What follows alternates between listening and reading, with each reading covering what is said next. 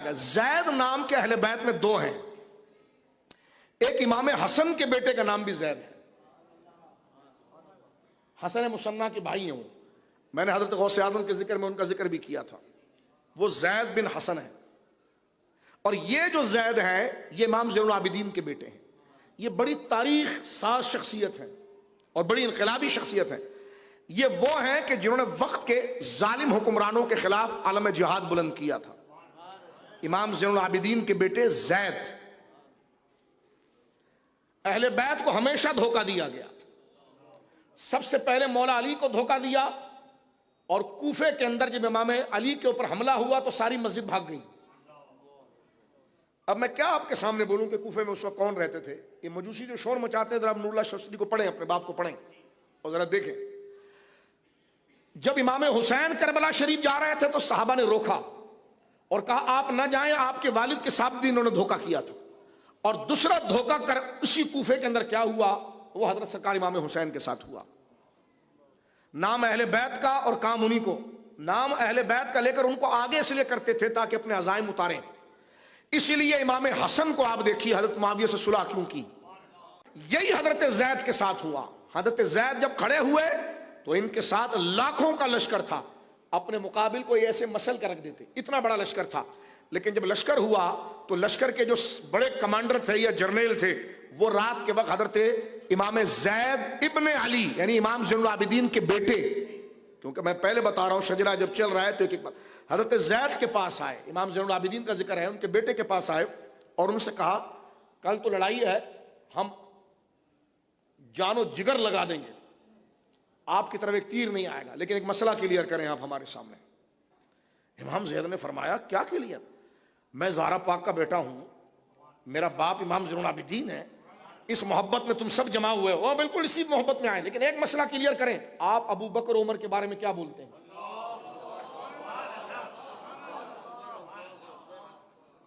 کوئی بھی تاریخ پڑھ لیں، میں کس کتاب کا حوالہ دوں آپ؟ امام زید کا حوالہ ڈالیں، ان کی شہادت کا واقعہ پڑھیں. ہمارے وہاں تو تقریباً ساری تاریخ کی کتابوں کے اندر یہ بات موجود ہے. تاریخ کھیلتے ہو نا، تو آؤ اس تاریخ پر بھی آؤ. پھر حضرت امام زید کو یہ کہا کہ آپ ابو بکر و عمر کے بارے میں کیا کہتے ہیں؟ حضرت ابو بکر و عمر سے محبت اتنا ضروری عقیدہ ہے کہ امام زید نے یہ نہیں کہا کہ یار سامنے دشمن کھڑے ہیں اور یہ میرے لشکر والے، اگر میں ان کو بتا دوں گا تو یہ سب بھاگ جائیں گے، تو کل بتا دوں گا. لیکن امام زید نے اسی وقت جواب دے کر اس بات کو ثابت کر دیا کہ حضرت ابو بکر و عمر سے محبت کتنی ضروری ہے. اور خاص سوال ہوا تھا فدق کے بارے میں کہ جو سیدہ زہرا پاک گئی تھی تو وہ تو آپ کی دادی جان ہے. تو جب آپ کی دادی جان حضرت ابو بکر صدیق سے فدق کا مطالبہ کر رہی تھی، اب اس کی کتنی حقیقت ہے دیکھو واضح ہوتی. تو آپ اس قضیے کے بارے میں کیا کہتے ہیں کہ جو فیصلہ حضرت ابو بکر نے کیا اس بارے میں آپ کیا کہتے ہیں؟ کتنا حساس مسئلہ چھیڑ دیا. اور کل وہ حضرت امام صاحب کو قتل کرنے کے لشکر لے کے کھڑا ہے اور یہ جان دینے کے تیار ہے، لیکن یہ بولتے اس مسئلے کے لیے کو. تو امام نے یہ نہیں کہا کہ ان کو کہتے بعد میں بات کر لیں گے. اس سے خلاف بات تو امام صاحب جھوٹ تو نہیں بول سکتے تھے معاذ اللہ، لیکن وقت کو ٹالنے کے لیے کہہ دیتے بھائی جنگ ختم ہو جائے گی پھر بات کر دیں گے. لیکن میں آپ کے دل پر دستک دے رہا ہوں، جاگو سنیو، جو بات میں بار بار ریپیٹ کر رہا ہوں، میری بہنیں بھی غور کریں. صحابہ سے محبت اور شیخین سے محبت اتنی ضروری ہے کہ امام زید کے سامنے موت کھڑی ہے. آپ اس کو یہ لفظ موت صرف آپ کو بیدار کرنے کے لیے ظاہری الفاظ میں نے کہا ہے، شہادت ہے. لیکن آپ دیکھیے حضرت امام زید نے فرمایا تم مجھ سے پوچھتے ہو کہ میری دادی جان نے جب میں بات پوچھی تو صدیق اکبر نے کیا کہا اور ابو بکر ہمارے خاندان میں کیا درجہ رکھتے؟ فرمایا ان ابا بکر کان رجلا رحیما وکان یکرہ ان یغیر شیئا فعل رسول اللہ صلی اللہ علیہ وسلم. فرمایا ابو بکر بہت نرم دل آدمی تھے اور وہ اس بات کو پسند نہیں کرتے تھے کہ جو طریقہ رسول اللہ کا ہے اس طریقے سے کسی چیز کو ہٹا دیا جائے. اور آگے کیا فرماتے ہیں ذرا سنیے. ثم قال زید ویم اللہ، پھر حضرت زید امام زین العابدین کے بیٹے نے کہا ان سے اللہ کی قسم لو رجع الامر الی، اگر فدق کا مسئلہ میرے پاس آتا، دیکھو لو رجع الامر الی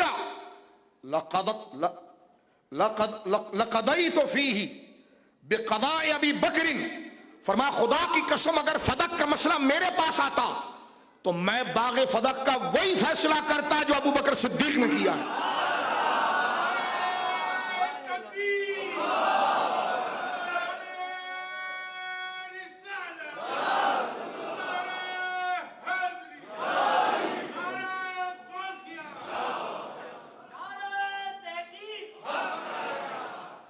سوال کیا کہ ابو بکر ایسا نیک ہے تو تم ان سے کیوں لڑ رہے ہو؟ فرمایا یہ ان کی طرح نہیں ہے.